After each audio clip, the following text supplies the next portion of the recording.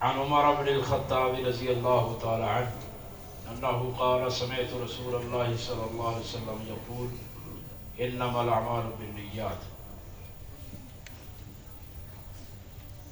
عمر بن خطاب رضی اللہ تعالی عنہ فرماتے ہیں کہ رسول اللہ صلی اللہ علیہ وسلم سے میں نے سنا، آپ نے فرمایا انما الاعمال بالنیات، کہ اعمال نیتوں کے ساتھ صحیح ہوتے ہیں، اعمال کا دار و مدار نیتوں پر۔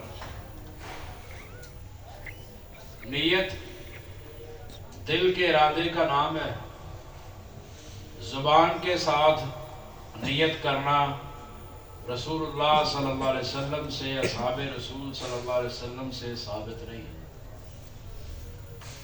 اور روزے میں نیت کرنا یہ انتہائی اہمیت کا حامل امر ہے۔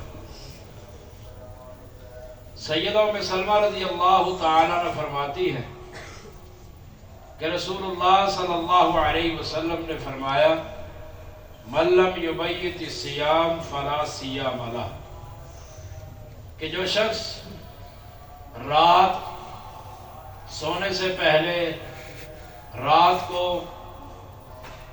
روزے کی نیت نہیں کرتا اور وہ اگلے دن روزہ رکھ لیتا ہے، فرمایا فلا صیام لہ، اس کا کوئی روزہ نہیں۔ تو روزے کی نیت رات کے وقت کرنا ضروری ہے، زبان سے نہیں۔ بعض لوگ زبان سے یہ کلمات ادا کرتے ہیں، وابی صوم غد نویت من شہر رمضان، یہ نیت کے الفاظ ثابت نہیں ہے۔ رسول اللہ صلی اللہ علیہ وسلم سے، اصحاب رسول سے یہ الفاظ ثابت نہیں ہے۔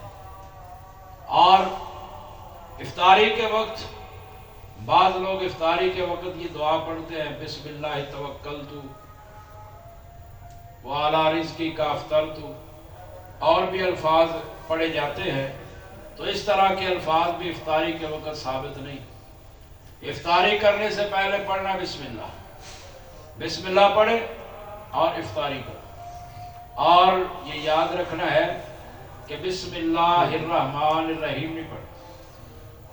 کھانا کھاتے وقت، پانی پیتے وقت، کپڑے پہنتے وقت کوئی بھی کام کرنا ہے تو بسم اللہ پڑھنا ہے، الرحمن الرحیم کا اضافہ نہیں کرنا۔ قرآن مجید کی تلاوت کرنی ہو اس سے پہلے بسم اللہ الرحمن الرحیم پوری پڑھنی۔ کوئی تحریر لکھنی ہے، کسی کو خط لکھنا ہے تو پھر بسم اللہ الرحمن الرحیم پوری لکھنی۔ باقی مقامات پر صرف پڑھنا بسم اللہ۔ بسم اللہ پڑھ کر افطاری کرے اور اس کے بعد دعا پڑھے ذہب الظمأ وابتلت العروق وثابت الاجر انشاءاللہ۔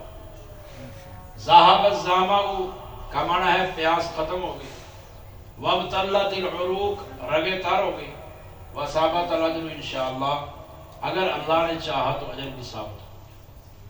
تو یہ افطاری کے وقت دعا پڑھنی، اور نیت کے لیے کوئی الفاظ ثابت نہیں ہے۔